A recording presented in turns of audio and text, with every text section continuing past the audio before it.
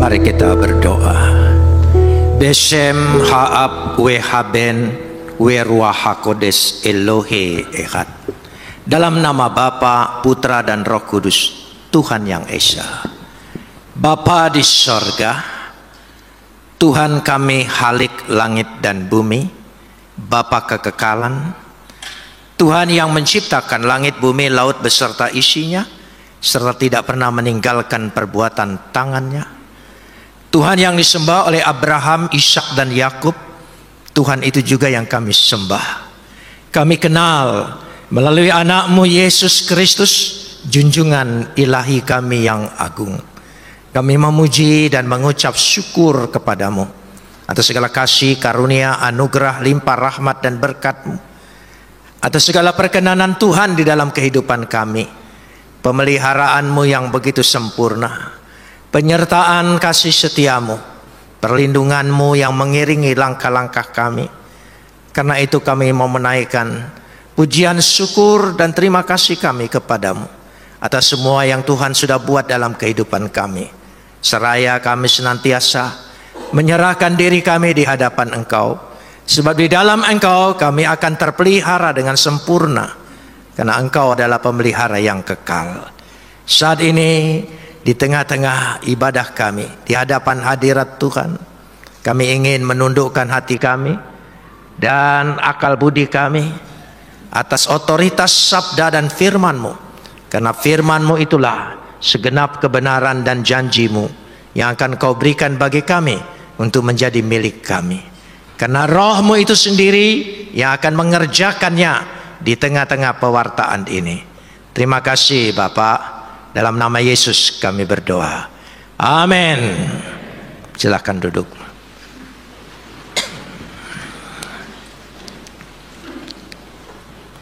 Shalom.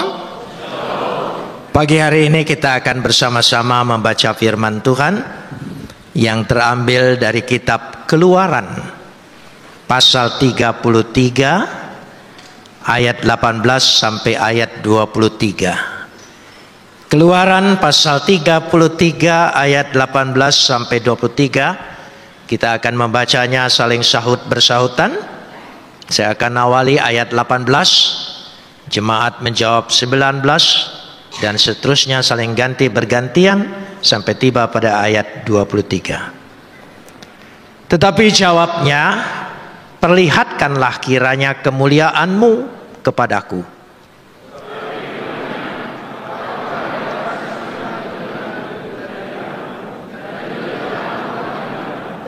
Aku akan memberi kasih karunia kepada siapa yang kuberi kasih karunia, dan mengasihani siapa yang kukasihani. Lagi firman-Nya, engkau tidak tahan memandang wajahku, sebab tidak ada orang yang memandang aku dapat hidup. Berfirmanlah Tuhan, ada suatu tempat dekatku, di mana engkau dapat berdiri di atas gunung batu. Apabila kemuliaanku lewat, maka aku akan menempatkan engkau dalam lekuk gunung itu, dan aku akan menudungi engkau dengan tanganku sampai aku berjalan lewat. Akan melihat ke belakangku, tetapi wajahku tidak akan kelihatan. Kapot leha Adonai Elohenu kapot leha. Segala kemuliaan ya Adonai Tuhanku, kemuliaan bagimu. Saudara-saudara yang dikasihi Tuhan, ketika Musa ingin melihat wajah Tuhan yang disebut kemuliaan Tuhan, maka Tuhan bilang tidak bisa, karena setiap orang yang melihat wajahku akan mati. Tapi aku akan lewat, nanti engkau akan melihat punggungku, belakangku. Pemikiran orang Yahudi tentang sisi belakang Tuhan disebut Ahor. Ahor. Konsep Ahor ini untuk menunjukkan bahwa Musa sebagai penulis hukum Taurat, Tuhan, sisi belakang Tuhan itu adalah maut, hukum, dosa, itu sisi belakang. Masih ingat Ketika Yesus disalib, dia ditinggalkan oleh Bapa. Bapa memalingkan mukanya dan meninggalkan dia. Yesus berkata, Eloi, Eloi, lama sabachthani. Bapa, mengapa engkau tinggalkan aku? Dari situ, pengertian sisi belakang Tuhan Ahor adalah maut, kematian, dosa. Makanya timbul istilah main belakang, itu negatif kan? Menikam dari belakang, jalan belakang, semua kata-kata itu menjadi negatif. Itu istilah belakang. Itulah yang dilihat dari sisi hukum ini. Sama halnya dicatat di dalam Perjanjian Lama, membelakangi hukum Tuhan, membelakangi Tuhan, artinya meninggalkan Tuhan. Di dalam Yehezkel ditulis juga seperti itu, sehingga dicatat tentang belakang. Artinya kalau sebaliknya, kemuliaan Tuhan itu ada di sisi muka Tuhan, sisi depan Tuhan, hadirat Tuhan, wajah Tuhan. Itu yang dilihat. Dan Musa diberitahu, tidak seorang pun dapat melihat wajah Tuhan di depannya dan hidup. Tidak seorang pun. Musa hanya diizinkan untuk melihat sisi belakang. Hukum Taurat diadakan untuk menyatakan dosa. Begitulah dosa itu begitu besar sehingga tidak seorang manusia pun sanggup menghampiri Tuhan. Karena Tuhan Maha Kudus, Maha Suci, dan tidak pernah kompromi kesuciannya dengan segala kenajisan apapun juga. Dan ini dilihat. Karenanya kalau saya perhatikan bahwa ada perbedaan sisi belakang Tuhan dan sisi depan Tuhan.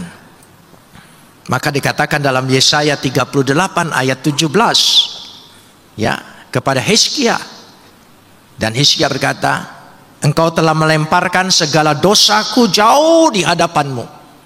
Sebetulnya New King James Version menerjemahkan belakang punggung Tuhan. Engkau sudah membuang semua dosa itu di belakang punggung Tuhan, sehingga Tuhan tidak melihat lagi apa yang ada di hadapannya. Sekarang saya ingin berbicara tentang sisi depan Tuhan. Adalah wajah Tuhan di hadapannya. Wajah untuk menyatakan jati diri. Siapakah engkau? Itu wajah. Karena itu KTP saudara dipoto. Buka maskermu, buka tudungmu, karena itulah wajahmu. Wajah secara simbolis juga menunjukkan karakter. Siapa orang itu sebenarnya? Karena air mukanya menggambarkan dia senang, dia sedih, dia kesal, dia susah, dia tidak suka. Itu wajah. Meskipun wajah bisa berganti-ganti, bersandiwara, menunjukkan muka-muka yang palsu, tapi tidak ada di hadapan Tuhan. Itu semua di belakang Tuhan. Karenanya dikatakan dalam Mazmur 27 ayat 8 bahwa carilah wajahku. Maka kata Daud, aku mencari wajahmu. Apa yang dimaksud mencari wajah Tuhan? Belas kasihan Tuhan. Dan ini gambaran di Perjanjian Lama. Maka terlihat betul apa yang dikatakan di dalam Perjanjian Baru, yaitu dalam Yohanes 1. Saya akan lihat bersama-sama, kita lihat Yohanes pasal 1 ayat yang ke-18. Yohanes pasal 1 ayat yang ke-18. Kita simak dengan baik. Tuhan ingin menunjukkan sisi muka Tuhan, hadirat Tuhan, di hadapan Tuhan. Sekarang bayang-bayang, tapi kita bisa melihat muka dengan muka. Dikatakan di dalam Yohanes 1 ayat 18, dikatakan situ, ya, tidak seorang pun yang pernah melihat Tuhan. Tidak seorang pun. Ya. Tetapi anak tunggal Bapa yang ada di pangkuan Bapa, dialah yang menyatakannya. Di dalam Yohanes 1 ayat 14 ada dua kata penting di sini. Yaitu yang pertama dikatakan di sini, tapi anak tunggal Bapa, hanya Dia. Monogenes. Monogenes. Saudara mengerti kata mono, stereo. Mono berarti satu-satunya, tidak ada yang lain. Ya, genes, genos, ras, keturunan, dan tidak ada yang lain, satu-satunya. Jadi anak tunggal Bapa itu berarti satu-satunya. Saudara, untuk menunjukkan sebuah istilah, kata anak itu tidak punya konotasi gender. Dalam arti begini, hubungan biologis. Anak, ada bapak, jangan dicari mana ibunya. Kan kita ada anak kunci. Saudara, ketika pikir anak kunci, mana ibunya kunci? Apa gembok itu mboknya kunci, saudara? Bukan. Anak tangga, kan banyak istilah. Sama halnya, dalam pemikiran Yunani istilah-istilah itu ada. Anak tunggal maksudnya satu-satunya yang datang dari Bapa, hanya satu firman Tuhan yang menjadi manusia, namanya Yesus. Amin. Ya, untuk menunjukkan satu-satunya. Bapak juga bukan gender bahwa oh laki-laki, lalu kita berdoa sekali sekarang ini jangan kita sebut bapak tapi ibu, itu konyol. Bapak untuk menunjukkan keberasalan segala sesuatu, kebergantungan segala sesuatu, itu Bapak. Itu bukan karena pengaruh patriarkat, bukan. Patriarkat itu kemudian. Jangan salah, jangan dibalik dalam historis. Patriarkat orang Yahudi meniru kemudian. Di situ letaknya. Kata monogenes tadi untuk menunjukkan satu-satunya. Kembali lagi, Yohanes 1 ayat 17. Yohanes 1 ayat 17. Saya senang membahas Yohanes karena saya bertobat dari membaca Injil Yohanes, terutama sekali Yohanes pasal 1. Luar biasa dahsyatnya. Ketika saya membaca ini, ya langsung mengubah pemikiran saya, pengertian saya, bahkan iman percaya saya yang lama. Karena saya tahu bahwa satu-satunya yang datang dari Bapa hanya firman. Supaya jelas saya tegaskan begini. Saudara percaya Tuhan kita Esa? Kita tidak menyembah tiga Tuhan, jangan salah. Kita Esa. Shema Yisrael Adonai Elohenu Adonai Echad. Dengar Israel, Tuhanmu itu Tuhan yang Echad, Esa. Dalam bahasa Arab disebut Ahad. Echad, Esa. Dalam diri Tuhan yang Esa ada dua sifat hakikat, sifat being. Tuhan sudah punya roh. Roh tidak pernah diciptakan oleh Tuhan. Kalau roh diciptakan oleh Tuhan, berarti Tuhan sempat tidak punya roh. Roh. Berarti Tuhan tidak punya roh, Tuhan mati. Bagaimana Tuhan yang mati bisa menciptakan roh yang kekal? Jadi Tuhan yang kita sembah, Tuhan yang sudah ada roh. Sekaligus Tuhan mencipta segala sesuatu, mengawali segala sesuatu, mengadakan segala yang ada. Tanpa Dia yang ada, tidak ada sesuatu yang ada. Dia mengadakan segala yang ada. Karena itu Dia punya firman. Firman tidak diciptakan oleh Tuhan. Firman sudah ada dalam diri Tuhan. Kalau firman diciptakan oleh Tuhan, dengan firman apa Tuhan menciptakan firman? Jadi dua sifat hakikat.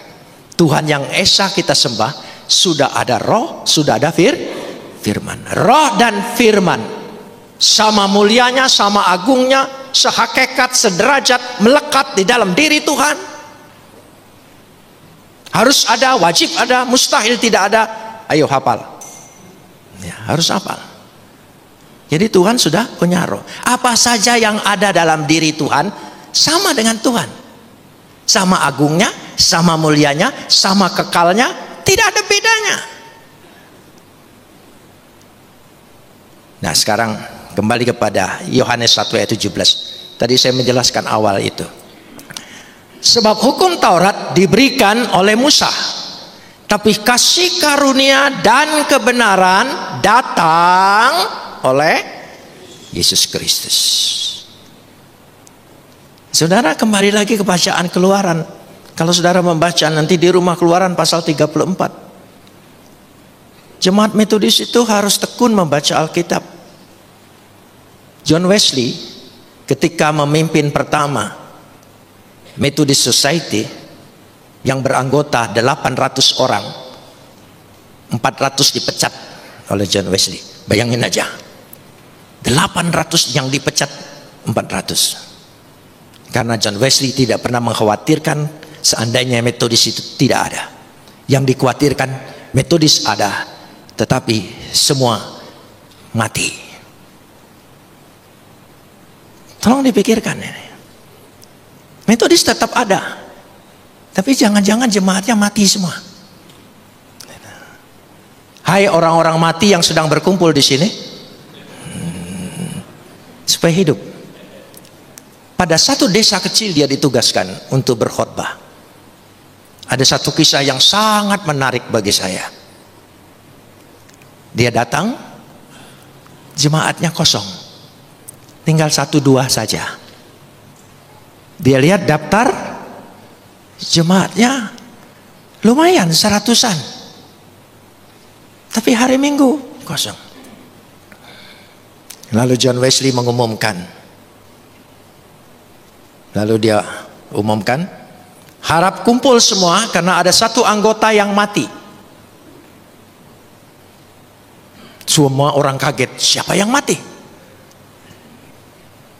Dan semua kumpul di gereja hari itu karena ingin melihat siapa yang mati. Pada waktu datang di gereja, di depannya memang sudah ada peti mati.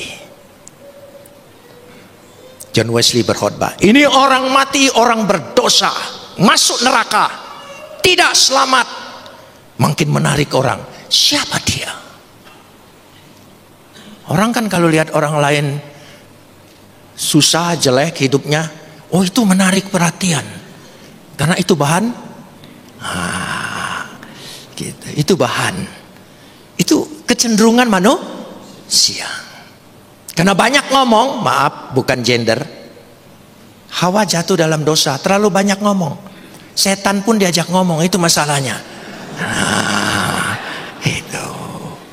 Itu. Jadi saya bukan menyindir wanita. Wanita itu permulaan dari dosa. Tapi satu hal, bapak-bapak jangan senang dulu. Jangan coba-coba bohongin wanita.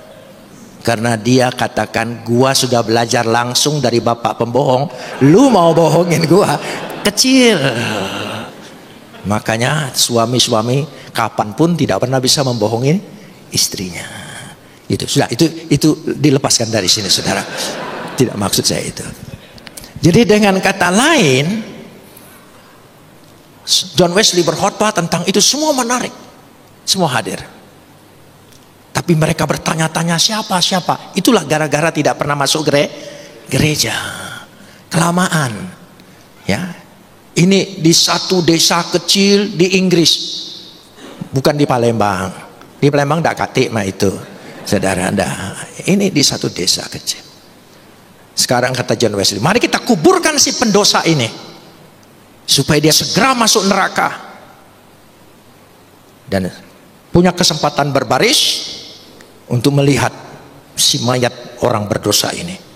Dibukalah petinya sedikit, dibuka, dan mulai orang melihat. Oh, antri, semua ingin dilihat. Menarik, saudara, lihat kejelekan orang itu.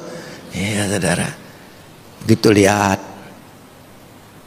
lalu yang belakang tanya siapa? Lihat aja sendiri. Terusan semua diem. Kembali lagi, semua diem. Rupanya John Wesley tidak taruh mayat, tapi taruh kaca. Jadi siapa orang berdosa itu masing-masing lihat di dirinya. Jadi khotbah itu tadi, wah, ini lihatlah dengan jelas muka orang berdosa masuk neraka, tidak selamat. Semua ya. Itulah terjadi pertama kali kebangunan rohani di satu desa gereja yang kecil, kebangkitan pelayanan John Wesley. Dahsyat. Amin. Luar biasa. Saya ingin dimanapun gereja Metodis selalu ada kebangunan rohani, ada kebangkitan yang luar biasa. Jangan dalam dosa. Masa saudara hidup terus di belakang Tuhan? Kan Tuhan sudah menunjukkan wajahnya, hadiratnya, mukanya. Siapakah dia? Yohanes 1 ayat yang ke-14. Yohanes 1 ayat 14. Kita lihat di sini. 1:14. Firman itu telah menjadi manusia dan diam di antara kita. Dan kita telah melihat apa? Kemuliaan Tuhan. Jadi lewat Yesus kita sudah melihat muka Tuhan, hadirat Tuhan, kemuliaan Tuhan, dan muka Tuhan yang penuh belas kasihan, kasih karunia, pengampunan kepada kita. Lewat Yesus kita sudah terima itu semua. Amin. Jangan membelakangi dia lagi. Jangan hidup di belakang lagi. Hidup di hadapan Tuhan, hadirat Tuhan. Kita selalu menyanyi hadirat Tuhan, hadirat Tuhan. Tapi hidupmu, perilakumu, selalu tingkah lakumu di belakang Tuhan.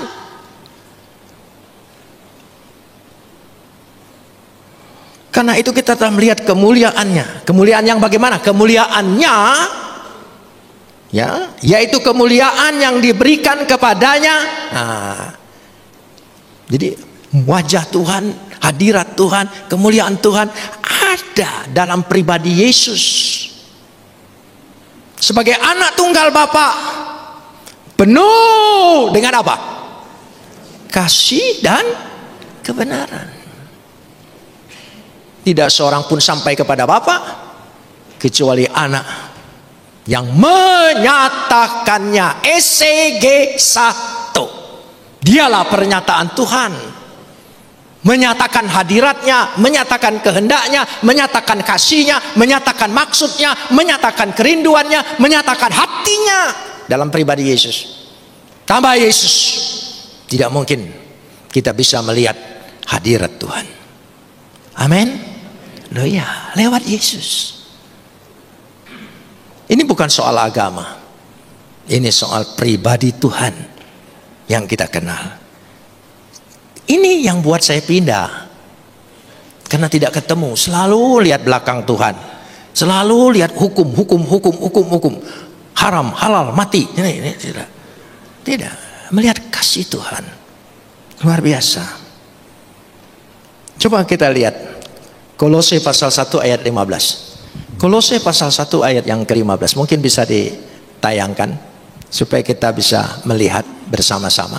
Ya, Kolose pasal 1 ayat 15. Kita pelan-pelan baca bersama-sama. Ia adalah gambar Tuhan yang tidak kelihatan, yang sulung, lebih utama dari segala yang Ia adalah apa? Gambar Tuhan. Ayat 19 dari Kolose ini. Ayat 19. Ya, kita lihat.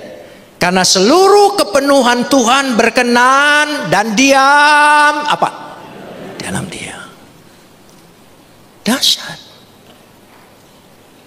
Dari situ saya baru percaya. Oh, makanya dia disebut Tuhan. Dia punya gelar junjungan ilahi yang sehakikat dengan ilahi. Ibrani pasal 1 ayat 3 lebih tegas lagi. Coba Ibrani pasal 1 ayat yang ketiga. Coba ditayangkan. Kita lihat bersama-sama. Ibrani pasal 1 ayat yang ketiga. Kita lihat firman Tuhan.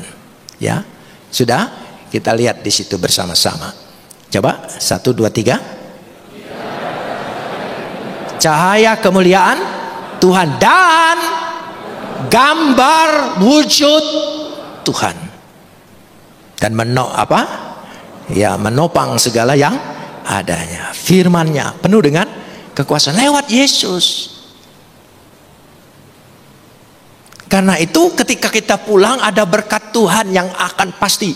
Nanti saudara dengar, ya, Tuhan menghadapkan wajahnya kepadamu dan memberi engkau damai sejahtera. Lewat Yesus Tuhan menghadapkan wajahnya Berarti kita selesai ibadah, bukan hanya dalam gereja, hidup dalam hadapan Tuhan, wajah Tuhan, hadirat Tuhan. Katakan amin. Biarlah itu menjadi meterai dalam hidup kita. Amin. Tadi saya katakan, Ahor, sisi belakang Tuhan itu adalah kematian, maut. Pada waktu Yesus menanggung dosa, mati, Bapa memalingkan mukanya. Tapi lewat Yesus yang sudah mengalami itu, Bapa kita tidak pernah lagi memalingkan mukanya dalam hidup kita. Katakan amin. Ya, asal kita hidup dalam pertobatan, hidup dalam pertobatan. Dia memalingkan di hadapan wajahnya. Jadi ketika saudara menerima berkat ini di hadapan wajahnya, tapi tidak mau meninggalkan dosa, bilang dengan Tuhan, Tuhan aku belum sanggup, aku mau di belakangmu aja. Hati-hati, saudara duduk di belakang, nanti yang depan buang angin.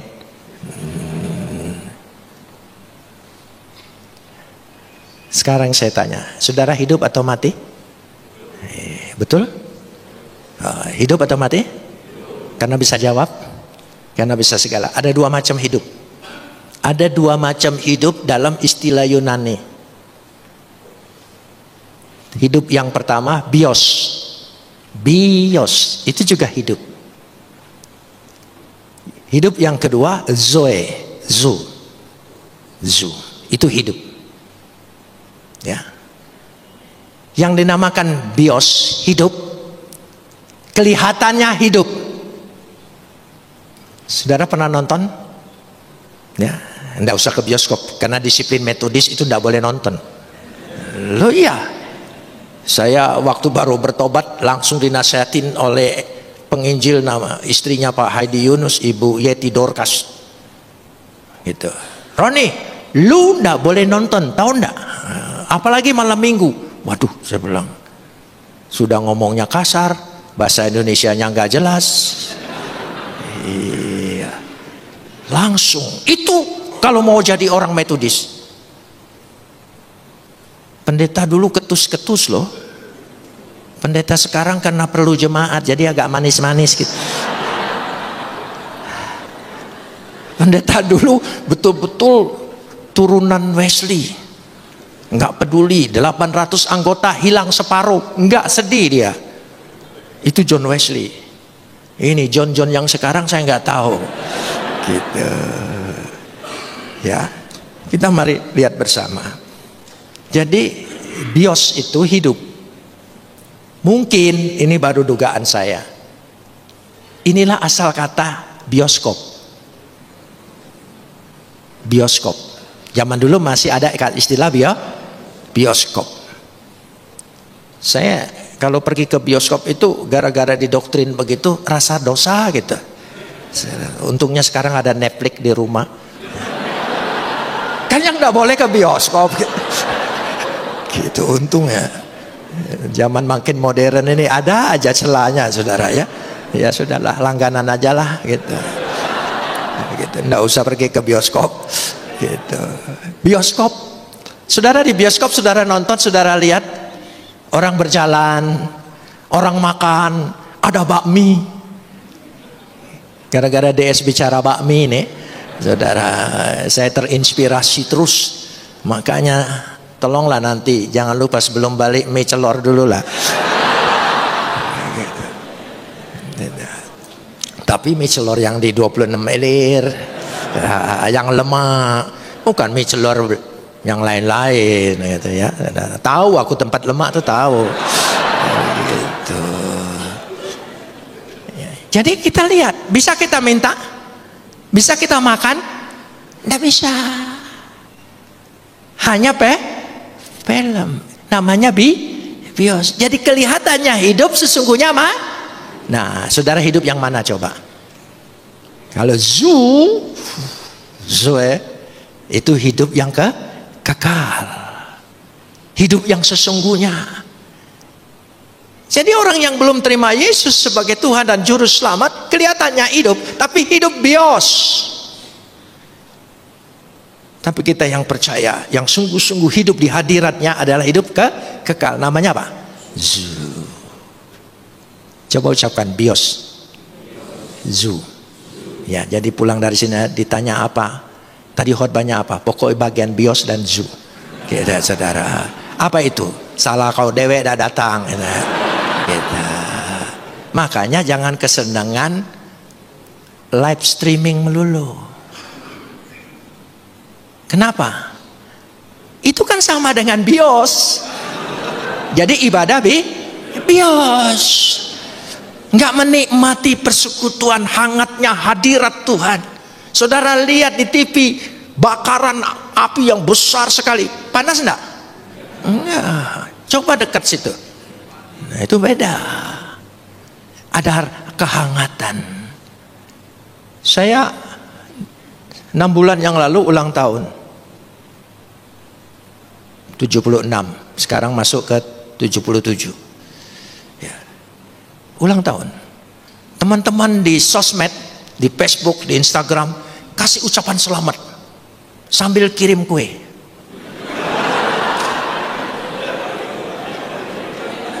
Padahal di rumah nggak ada. Kuenya bagus-bagus dikirim.